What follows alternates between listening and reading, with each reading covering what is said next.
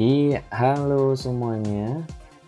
Salam, saya Rifani Muhammad Syafari, biasa dipanggil Rifani. Ini adalah video pertama saya. Di sini saya coba ingin share sedikit mengenai Photoshop. Namun untuk untuk memperlancar tutorial saya selanjutnya, saya untuk perdana ini ingin menginfokan dulu, atau istilahnya kita pengen memberikan dasar-dasar terlebih dahulu lah, biar nanti ketika tutorial selanjutnya itu enak karena udah ada dasar-dasar ini. Baik, langsung saja. Untuk awal sih yang paling penting kita mempunyai Photoshop terlebih dahulu, sudah terinstall dengan baik, dan terserah mau pakai yang berapa, yang CSS atau yang CS 5, 6. Saat ini saya menggunakan yang CS 6 ya. Yang jelas sih menurut saya sih tidak terlalu berpengaruh kalau penggunaannya cuma sekedar dasar-dasar saja, kecuali memang kalau kita udah menggunakan untuk profesional pasti ada perbedaan yang sangat signifikan. Cuman ya untuk dasar sih nggak masalah lah, lagi untuk belajar kan. Baik, langsung aja. Pertama-tama sih yang perlu kita pahami di sini untuk menggunakan Photoshop adalah kita mengerti dulu cara membuat file atau membuat lembar kerja, yang hanya membuat lembar kerja desain ya.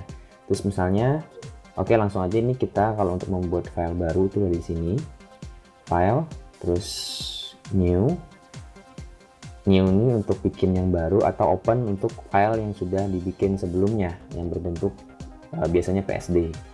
Nah, kita buka dulu aja ya, kita coba untuk bikin file baru dulu. Nah, di sini kita masukin judul, misalnya judul 1 ya. Terus di sini kita bisa ukurannya bermacam-macam, kita bisa custom sendiri atau ada beberapa ukuran sudah direkomendasikan oleh Photoshop tersendiri. Biasanya sih kalau kita membuat misalnya banner ya, misalnya international paper saya bikinnya. Nah, ini udah ada 4, ada A5, ada A3 juga buat poster biasanya kan.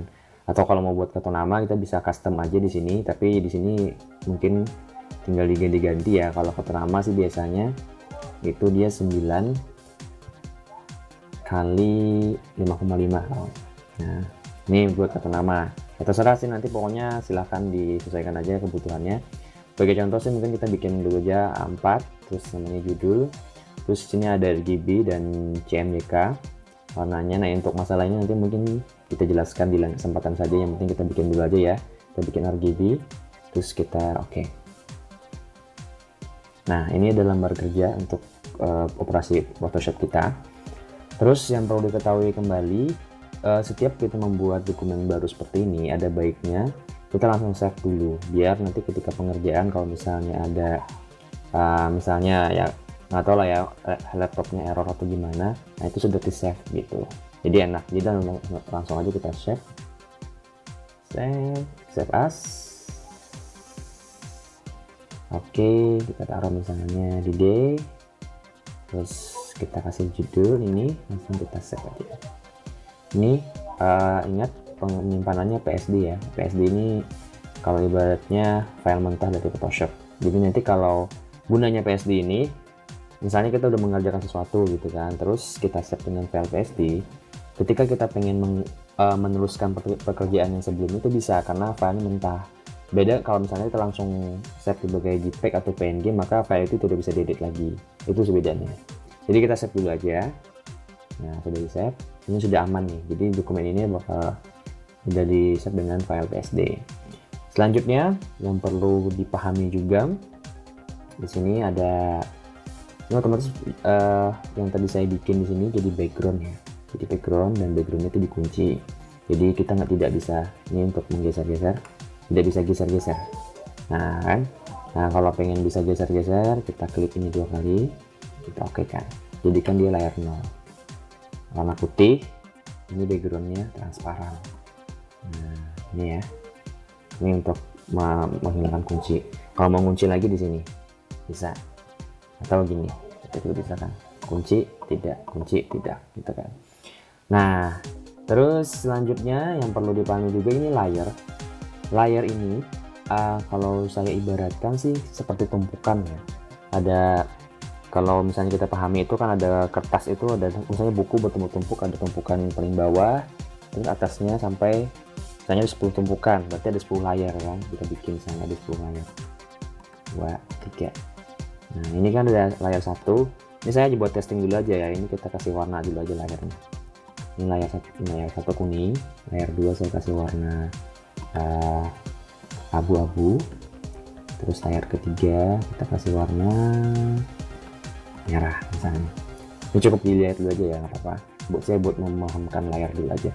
Nah layar 3 ini layar paling atas, jadi dia kenapa dia menutupi semuanya, karena layar 3 ini kan ukurannya selebar semuanya ini ya, atau A4, dia paling atas. Jadi makin di atas layarnya berarti dia berada di posisi paling atas di antara semua. Jadi tumpukan buku nih, kita paling lihatnya dari atas kan. Nah coba kita kecilkan ya, yang 3 nih saya kecilkan aja ya, misalnya saya kecilkan. Nah saya kecilkan sedikit. Ini di bawahnya layar yang berwarna terlalu abu-abu ya, ini abu-abu ya, abu-abu. Karena di layar yang di bawah dari yang 3. Jadi pahami kan? Terus misalnya yang 2 saya kecilin dikit juga. Nah, di bawahnya adalah layar warna kuning. Coba saya kecilkan sedikit lagi yang warna kuningnya. Nah, oke. Paling belakang adalah warna putih. Jadi udah bisa dipahami ya, penumpukan ini tuh semakin di atas layarnya itu, sebenarnya nggak masalah mau layar 2 ini kita naikkan ke atas pun. Nah, jadinya layar merah ketutup karena sama layar ini ya. Jadi semakin di atas posisinya ya, bukan nomornya ya. Bukan nomor, maksudnya bukan namanya. Kalau namanya terserah mau di rename juga bisa, misalnya merah. Nah, terus ini apa? Abu-abu. Nah, sebagainya kan bisa diganti, kita nggak klik 2 kali, bisa diganti namanya. Nah, ini untuk pemahaman layar dulu ya. Jangan udah dipahami ya untuk ini. Terus di sini juga ada yang penting kita pahami adalah ada history. History ini kita bisa ibaratkan sebagai riwayat pengerjaan ya. Kita tadi dari awal ini bikin judul, terus kita bikin layar, terus bikin new layer lagi itu berapa kali, terus saya masukin warna tadi. Jadi ini tuh kita terlihat kita tadi ngapain aja di sini. Cuma memang ini terbatas ya, jadi saya tidak tahu sih berapa yang jelasnya, berapa tumpukan untuk history ini. Yang jelas ini kita bisa kembali ke masa lampaunya atau masa yang sebelumnya. Jadi tadi kita kesini tuh masih belum, ketika saya warnain kuning, abu-abu. Nah jadi ini fungsinya sih kalau misalnya kita melakukan kesalahan, misalnya itu sudah sampai di sini, terus kita melakukan kesalahan di sini sebenarnya, jadi kita bisa kembali lagi ke sini untuk memperbaiki kesalahan sebelumnya tadi. Ini gunanya dari history.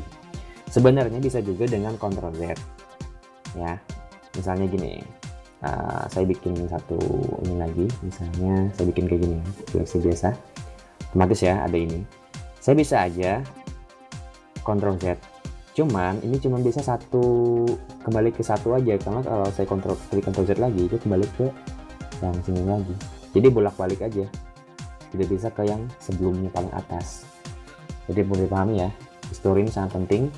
Dan kalau misalnya kita sampai sini, pengerjaan artwork kita atau desain kita sudah oke nih, langsung aja save as biar ini sudah aman. Bukan save as, maksudnya di save, tadi kan kita udah di save as ya, jadi kita sekarang tinggal save aja, save. Jadi ini sudah aman sampai sini, kita tidak perlu mengulang lagi, tapi nyatakan dulu artwork atau pengerjaan kita sampai sini tadi itu udah benar-benar benar gitu, jadi tidak perlu diulangin lagi, jadi kita tinggal Ctrl save gitu. Itu untuk layar dan history.